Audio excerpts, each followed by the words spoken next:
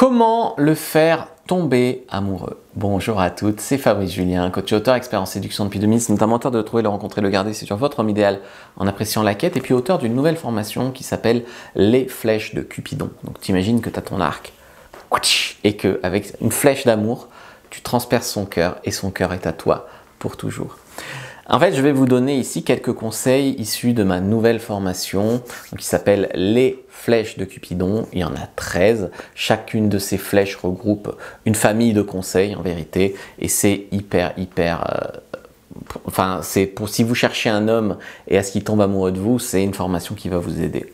La première chose, c'est de ne pas cacher vos spécificités pour être normal. Très souvent, quand on rentre en phase de séduction, les femmes et les hommes sont beaucoup plus obsédés par l'idée d'avoir l'air normaux, d'avoir l'air bien, de vouloir marquer bien, et du coup, personne sort du rang. Et du coup, tu fais des rencontres qui se ressemblent, quoi. Chacun dit ce qu'il croit que tu veux entendre, chacun dit que ses passions c'est la musique, le cinéma, machin. Aucun risque n'est pris, tu vois. Et du coup, c'est pas vraiment être soi-même. Et les femmes, c'est pareil. Souvent, elles veulent, si je lui dis ça, il va me prendre pour une folle, alors je lui dis pas. Et finalement, c'est des rencontres qui sont lisses. Et c'est tellement lisse qu'on n'arrive pas à accrocher. Et parce que, en fait, si vous dites toutes pareilles, c'est soit il faut être la plus belle, soit la plus populaire, la plus riche, hein, voilà. Soit sinon, en fait, il n'y a pas d'autre point d'accroche. Alors que comme je disais dans une précédente vidéo, c'est une fille qui joue aux jeux vidéo, c'est super rare, j'adore, je joue. C'est une fille qui joue au foot, j'adore, c'est super rare. Et là, tu es irremplaçable, en fait. Tu vois, par exemple, pour un fétichiste des pieds, si tu es fétichiste des pieds, c'est toi, hein, c'est sûr, il ne va pas rencontrer d'autres. Je prends des exemples extrêmes, hein, mais pour que tu comprennes que si tu fais des rencontres en marchant sur des œufs, en voulant toujours être lisse et sans aspérité, tu ne peux pas être irremplaçable. Il faut que le mec se dise « j'en trouverai pas 10 comme elle ». Et il faut aussi que ce soit viable sur le long terme, donc que ça soit compatible sur ces petites folies ou sur ces petites spécificités qui font qu'on est chacun nous-mêmes. Parce que sinon, le mec aura peur de devoir ne pas être soi-même jusqu'au restant de sa vie, de devoir être en prison, faire semblant d'être un autre. Donc il faut être soi-même au sens de je vais dire la vérité sur qui je suis et même sur mes petites folies, au lieu de finalement dire je suis moi-même et en étant moi-même en fait tu dis ce que tout le monde dit en fait, et c'est pas ça être soi-même. Donc bien sûr, être soi-même, c'est pas juste arriver et dire je suis moi, c'est quand même faire des efforts, bien sûr, hein. C'est un soi-même soigné, mais avec des petits grains de folie. 2, avoir un comportement cohérent vers le couple. Ça, c'est aussi un conseil très important, parce que je vois des femmes qui ont des comportements incohérents vers le couple. C'est-à-dire, par exemple, je veux être en couple avec lui, donc je fais un silence radio, puis je vois s'il revient, je mets de la distance, j'ai très envie de coucher avec lui, il a très envie de coucher avec moi, mais je le fais attendre. Ou alors il a envie de coucher avec moi, mais j'ai pas envie, mais je le fais quand même de peur que sinon il me rappelle pas. Tous ces comportements qui vont pas dans le bon sens, mais vous pensez peut-être que ça va dans le bon sens, ou c'est confortable d'avoir ces comportements-là.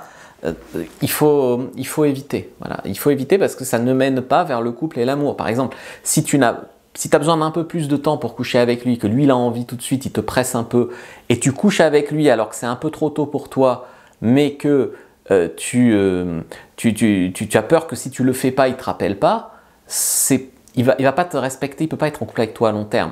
D'un autre côté, si vous avez tous les deux envie, il y a la flamme ce soir-là, tu sens que vous allez connecter de folie, mais tu dis non, j'ai des principes, je vais pas coucher avant le 5e rendez-vous. Là, le mec, il sent, mais c'est quoi cette rabat-joie? On a un truc unique, elle est en train de tout gâcher, et il va se protéger, il va mettre des distances, et tu n'iras pas non plus vers l'amour. Donc, il faut un certain alignement, en fait, dans les bons comportements. 3e conseil, c'est savoir connecter, l'écouter, le faire sentir important, admirer, cela s'apprend. Vous voulez bien sûr qu'il vous fasse sentir désiré, qu'il ait envie de vous, qu'il fasse des pirouettes pour vous, bien sûr, mais lui aussi, à un moment, il faut qu'il sente qu'il est unique pour vous, il est spécial, il y a quelque chose chez lui qui vous plaît particulièrement, que c'est pas juste que vous voulez être en couple, voilà, ou que vous faites pas assez de rencontres et que c'est le seul que vous avez rencontré. Il veut vraiment sentir qu'il y a un trait qui vous gagne, en fait, qui vous mérite, et que ça ne serait pas facilement interchangeable, voilà. Ensuite, conseil 4, être exigeante. C'est-à-dire qu'il faut qu'il ait l'impression de vous gagner, de vous respecter. Et des fois, les femmes disent, si je mets des limites, je vais le perdre.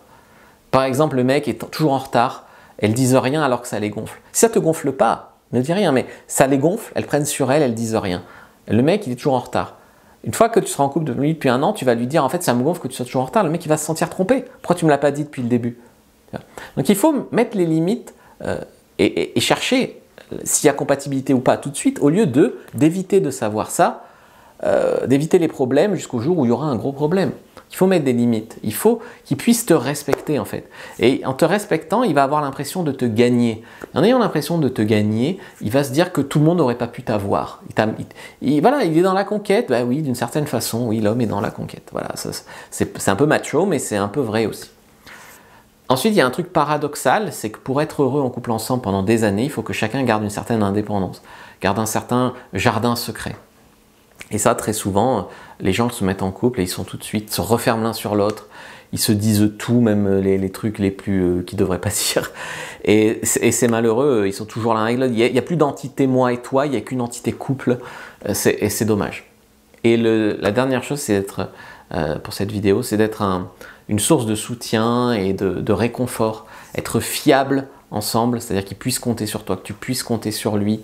Mais il faut que ces qualités de petit ami, d'amour, de sexe, de soutien, de réconfort, d'affection, il faut que toutes ces qualités en fait qui font que vous seriez une petite amie géniale pour lui, il y ait accès de temps en temps pour qu'il voit comme un échantillon gratuit ce que ça serait d'être en couple avec vous. Mais par contre, il ne faut pas les lui donner en libre accès tout le temps, parce que sinon, il n'est pas en couple avec vous et il a tous les bénéfices de petit ami. Donc pourquoi il se mettrait en couple avec vous? Il a déjà tout. Donc il faut que quand tu es avec lui, oui, tu lui montres ce que ce serait bien d'être tout le temps avec toi, et puis quand il n'est pas avec toi, il n'y a plus accès, il n'a qu'à s'engager. Voilà. C'est un peu ça les flèches de Cupidon. Il y en a beaucoup d'autres. Il y a 13 grandes familles de conseils. Je vous invite à prendre la formation Les Flèches de Cupidon. Vous pouvez aussi prendre votre fiche pour commencer sur comment faire tomber un homme amoureux. Premier lien dans la description de la vidéo, lien en commentaire épinglé. Likez, commentez, partagez, et merci d'avoir regardé jusqu'au bout.